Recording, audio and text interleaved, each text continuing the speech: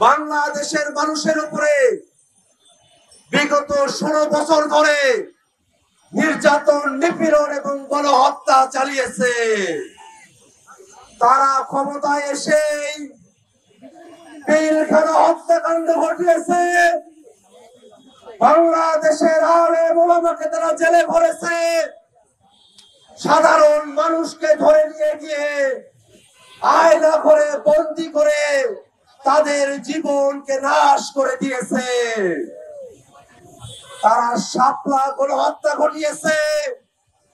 মোদী বিরোধী আন্দোলনে বাংলাদেশের সাধারণ মুসল্লিদের উপরে তারা নির্বিচারে গুলি চালিয়েছে।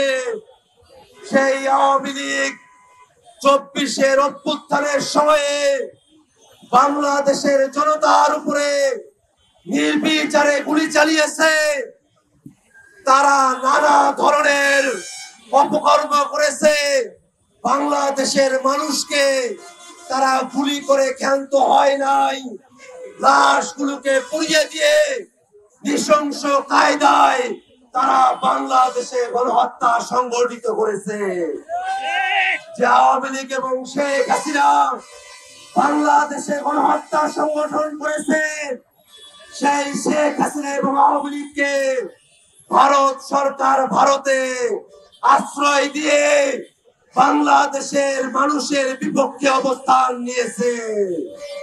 আমরা বিভিন্ন সময়ে খেয়াল করি ভারত সরকার এবং তাদের বাহিনীগুলো তাদের দেশের নাগরিককে বাংলাদেশে জোরপূর্বক পুশিং করছে।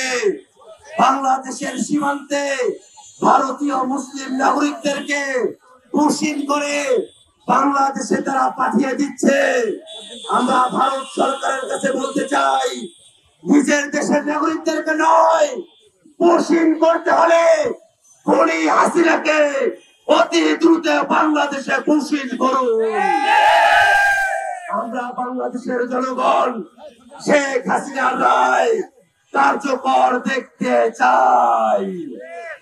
আর যদি শেখ হাসিনার হিম্মত থাকতো বাংলাদেশের বিচার বিভাগের কাছে নিজেকে নির্দোষ প্রমাণ করার হিম্মত থাকতো, তাহলে ভারতে বসে থেকে নয়, গোপন আস্তানায় বসে থেকে নয়, বাংলাদেশের বিরুদ্ধে ষড়যন্ত্র করে নয়, শেখ হাসিনা বাংলাদেশের আদালতের কাছে এসে আত্মসমর্পণ করে আত্মপক্ষ সমর্পণের সুযোগ খুঁজত। যেহেতু শেখ হাসিনা এবং আওয়ামী লীগের আত্মসমর্পণ করে আত্মপক্ষ সমর্থনের ন্যূনতম কোন তাদের পক্ষে বৈধতা নেই। তারা জানে তারা খুন করেছে, মানবতা বিরোধী অপরাধ করেছে, গণহত্যা করেছে। কোনোভাবেই আত্মপক্ষ সমর্থনের কোন নৈতিক ভিত্তি শেখ হাসিনা এবং আওয়ামী লীগের নাই। সেই কারণেই তারা বাংলাদেশের বিচার বিভাগের কাছে আত্মসমর্পণ করার মতো সাহস দেখাতে পারে নাই।